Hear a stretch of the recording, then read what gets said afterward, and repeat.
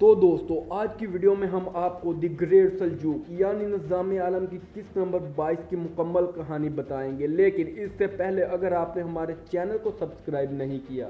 تو اسے سبسکرائب کریں اور بیل آئیکن کو ضرور دبائیں تاکہ اس طرح کی مزید ویڈیوز کی اپڈیٹ آپ تک پہنچتی رہے۔ تو دوستو شروع کرتے ہیں آج کی ویڈیو۔ نظام عالم کی قسط نمبر 22 کا آغاز بھی وہیں سے ہوتا ہے جہاں سے قسط نمبر 21 کا اختتام ہوا تھا، یعنی تاپر زخمی حالت میں ملک شاہ کی گود میں ہوتا ہے اور وہاں ملک شاہ کو پتہ چلتا ہے کہ تپار کی نبض چل رہی ہے اور وہ اسے وہاں سے لے کر محل کے لیے روانہ ہو جاتا ہے، اور دوسری طرف اس سارے واقعے کی خبر سنجر تک بھی پہنچ جاتی ہے اور وہ اپنے ساتھیوں کے ساتھ محل کی طرف روانہ ہوتا ہے۔ اور پھر ہم دیکھتے ہیں کہ اس سارے واقعے کی خبر ملک شاہ کے بھائی تیکش تک بھی پہنچ جاتی ہے اور اسے یہ سن کر بہت غصہ آتا ہے اور وہ اپنے آدمیوں کو ان حملہ کرنے والے سلیبیوں کی تلاش میں بھیج دیتا ہے اور خود اپنے بیٹے کے ساتھ محل کی طرف روانہ ہو جاتا ہے۔ اور دوسری طرف مارکس، حسن صبا اور اس کے ساتھی اس حملے سے بہت خوش ہوتے ہیں اور اس کے ساتھ ساتھ وہ ملک شاہ کے بھائی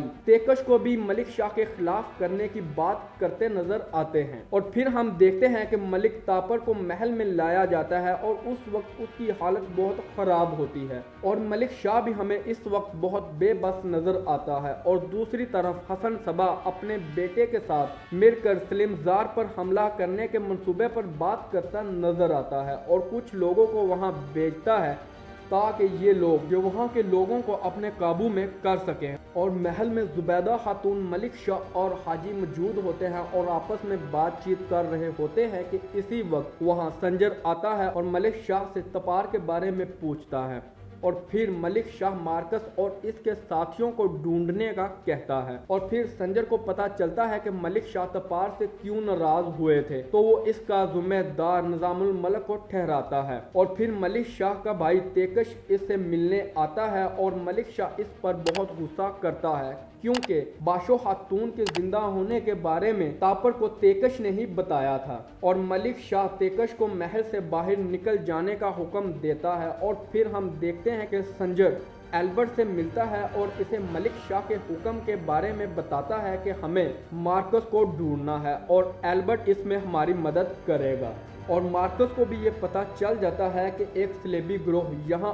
آس پاس ہی جمع ہو رہا ہے، تو یہ لوگ سمجھ جاتے ہیں کہ انہیں البرٹ نے بلایا ہوگا اور پھر یہ لوگ ملک شاہ کے بھائی تیکش تک یہ خبر پہنچاتے ہیں کہ اس کے قریب ہی سلیبیوں کا ایک گروہ ہے۔ اور ہم دیکھتے ہیں کہ زبیدہ خاتون باشو خاتون کو اس کے بیٹے تاپر سے ملوانے کے لیے محل میں لے کر آتی ہیں اور باشو خاتون نے اپنا چہرہ چھپایا ہوتا ہے اور تارکن خاتون اسے زبیدہ کے ساتھ ملک تاپر کے کمرے میں آتے ہوئے دیکھ لیتی ہیں، اور یہ جب ان کے پیچھے آنا چاہتی ہیں تو پہرے دار اسے اندر داخل نہیں ہونے دیتے اور وہ ملک شاہ کو ساتھ لے کر آتی ہیں۔ زبیدہ خاتون اور باشو خاتون کو ملک شاہ کے آنے کا پتہ چل جاتا ہے اور زبیدہ خاتون باشو خاتون کو چھپا دیتی ہیں اور ملک شاہ کا سامنا باشو خاتون سے نہیں ہوتا۔ پھر وہیں ایک سپاہی ملک شاہ کے لیے خبر لے کر آتا ہے کہ البرٹ نے سلیبیوں کا گروہ بلوا لیا ہے اور ملک شاہ بھی وہاں ان سے ملنے کے لیے روانہ ہو جاتا ہے۔ اس دوران تیکش کو بھی پتہ چلتا ہے کہ سلیبیوں کا گروہ اس کے قریب آ چکا ہے، اور پھر ہم دیکھتے ہیں کہ سنجر اور اس کے ساتھی البرٹ سے ملنے جا رہے ہوتے ہیں کہ اسی وقت سلیبیوں کا ایک گروہ ان پر حملہ کر دیتا ہے۔ اور پھر ہم دیکھتے ہیں کہ البرٹ سلیبیوں کے ساتھ ہوتا ہے اور مارکس کے بارے میں پوچھ رہا ہوتا ہے کہ اسی وقت تیکش اور اس کے ساتھی ان پر حملہ کر دیتے ہیں۔ اور پھر سنجر اپنے ساتھیوں کے ساتھ وہاں پہنچتا ہے اور تیکش کو بتاتا ہے کہ یہ سلطان کا منصوبہ تھا جسے تیکش نے برباد کر دیا، اور پھر تیکش وہاں سے چلا جاتا ہے اور البرٹ زخمی ہوتا ہے اور وہ سنجر کو بتاتا ہے کہ میں نے تیکش کو بتایا تھا کہ میں سلطان کے لیے کام کر رہا ہوں۔ اور پھر اسی وقت وہاں سلطان بھی آ جاتے ہیں اور سنجر سلطان کو سارا قصہ بیان کرتا ہے، جس پر ملک شاہ تیکش پر غصہ ہوتا ہے اور ملک شاہ تیکش سے ملنے اس کے قبیلے پہنچ جاتا ہے اور وہاں ملک شاہ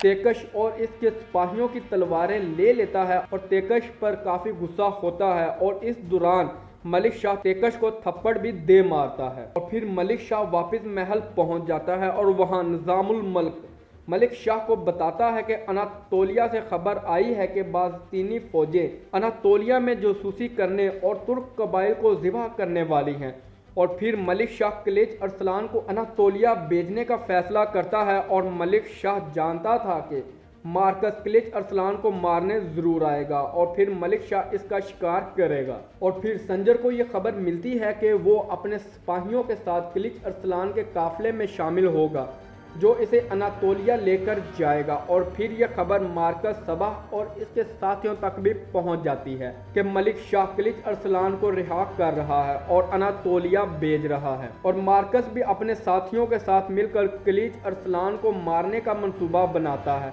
और फिर हम देखते हैं कि मलिक शाह किलिच अरसलान से मिलता है और इसे सब कुछ बताता है। और दूसरी तरफ संजर भी अपने साथियों के साथ कबीले में हमले के लिए तैयारी करता नजर आता है। और इस दौरान मलिक शाह को खबर मिलती है कि मलिक तपार को होश आ गई है और मलिक शाह हमें तपार से काफी बातें करते नजर आते हैं। और फिर किलिच अरसलान को अनातोलिया के लिए रवाना कर दिया जाता है और खबर मार्कस तक भी पहुंचा दी जाती है। और मार्कस वहां किलिच अरसलान को मारने का मंसूबा बनाता है और दूसरी तरफ तेकश मलिक शाह के खिलाफ बगावत का मंसूबा बनाता है और मलिक शाह के बेटे बरकियार को मारने के लिए आदमी भी भेजता है। और फिर हम देखते हैं कि मार्कस किलिच अरसलान और संजर पर हमला कर देता है। और फिर हम देखते हैं कि किलिच अरसलान की जगह वहां मलिक शाह मौजूद होते हैं और ये सब मिलकर मार्कस के सारे सिपाहियों को मार देते हैं। और फिर लड़ाई मलिक शाह और मार्कस के दरमियान होती है और कुछ देर के बाद